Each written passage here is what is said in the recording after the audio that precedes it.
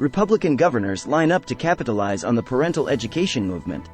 Speaker of the House Kevin McCarthy, of Calif, speaks about the proposed legislation dubbed the Parents' Bill of Rights, Wednesday, March 1, 2023, next to Representative Elise Stefanik, on Capitol Hill in Washington. When House Speaker Kevin McCarthy introduced in the Republican-controlled chamber his Parents' Bill of Rights Act, he made good on a major GOP campaign pledge to elevate the role of parental control in public schools across the country. You have a say in your kids' education, not government, and not telling you what to do, the California Republican said last week during an education policy discussion. The bill is a revival of a legislative proposal Republicans pitched in 2021, during the fallout over pandemic schooling at a time in which school board meetings were overwhelmed by throngs of parents angry about masks, virtual learning, and the types of books their children were reading, a stew of culture war issues strategically magnified by conservative politicians. Among other things, the bill would require schools to publicly post their academic standards, curriculum, school budget and spending, and a list of books available in libraries. It would mandate 2 parent-teacher conferences each year and enshrine the existing rights of parents to speak at school board meetings. And it would prevent schools from sharing or selling student data to tech companies. It's unclear what type of teeth it would have and how much it would cost to police each provision. Of course, that's not the point, since the bill is set to die in a Democratic-controlled Senate. But heading into a 2024 presidential election, what's most important is what it signals to parents. That at a moment when their children are struggling with unprecedented academic setbacks and mental health challenges, when public school enrollment is careening and teacher shortages are piling up, they can play a crucial role in controlling the chaos and choosing for themselves what they want their children to learn. The strategy is already playing out in real time in red states across the country as Republican governors pitch sweeping K-12 overhauls seizing on the parental education movement, overhauls that go well beyond simply mandating what parents can know and say, that GOP-controlled state houses are eagerly advancing and adopting.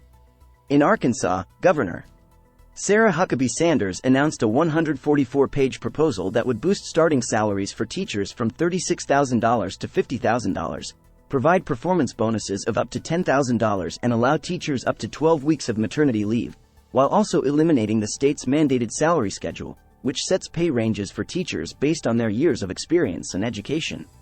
The legislation would also establish a voucher program that would divert public funding to help parents pay for private and home school options and ban instruction on sexual orientation and gender identity before 5th grade and the teaching in all grades of critical race theory, an esoteric, graduate-level academic inquiry that has become an umbrella term for teaching a version of history emphasizing institutional racism. Sanders, who said that the education package was her top priority in this legislative session, called the proposal the biggest, most far-reaching, conservative education reform in America, even as Democratic opponents compared it to a poisoned cheeseburger. The bill is expected to receive final approval in the state Senate next week. Florida Governor Ron DeSantis, the parental rights darling who's left an indelible mark on his state's K-12 system by establishing a slew of controversial policies, like banning books that center on racial and ethnic minorities, prohibiting discussions about LGBTQ issues, barring efforts to increase diversity and equity, and gutting anything that smacks of critical race theory, introduced a similarly sweeping K-12 overhaul last month focused on boosting teacher pay while curbing the power of teachers' unions. Republican Governor Kim Reynolds of Ohio signed into law last month a massive $345 million school choice bill that will allow families to use taxpayer funds to cover private school tuition up to about $7,600 a year, a proposal that sped through the state's House and Senate chambers and was on the governor's desk in just 2 weeks. In Ohio, a bill is expected to pass as early as this week that would strip the state school board of nearly all of its authority by placing a director in the state's education department who is part of Republican Governor Mike DeWine's cabinet. As it stands, the Education Department is controlled by the Ohio Board of Education, but that would no longer be the case with the exception of teacher licensing and the hiring of a state superintendent. Meanwhile, in Texas, where a parent's rights and responsibilities is already enshrined in state law and gives parents significant control over their child's education, Republican Governor Greg Abbott announced his plans to support a bill that would establish education savings accounts to help families who opt out of public school afford tuition at private schools and other education expenses. His backing of the measure is noteworthy, as various school choice proposals have failed in Texas in recent years due to opposition from legislators who represent rural districts whose constituents don't have private school options, or any option other than local public schools. Abbott said the proposal, which would offer families who opt out of public school roughly $10,000 each year, will give all parents the ability to choose the best education option for their child. The bottom line is this. This is really about freedom, he said in January.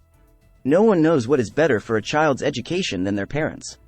Parents deserve the freedom to choose the education that is best for their child. The strategy is set to continue in the run-up to the 2024 presidential election, where GOP presidential hopefuls have already begun jockeying to control the space.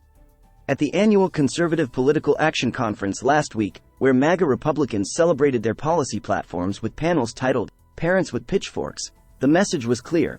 Elevate the role of parents in their children's education, even above that of lifelong educators and child development experts, and they'll back you at the ballot box.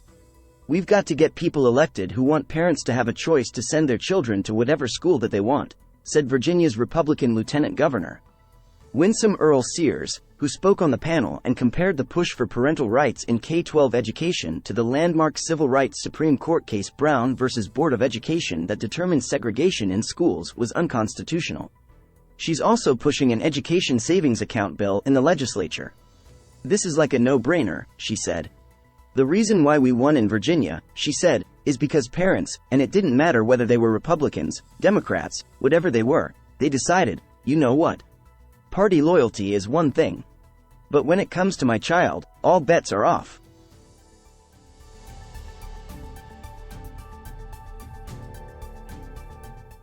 Thanks for watching.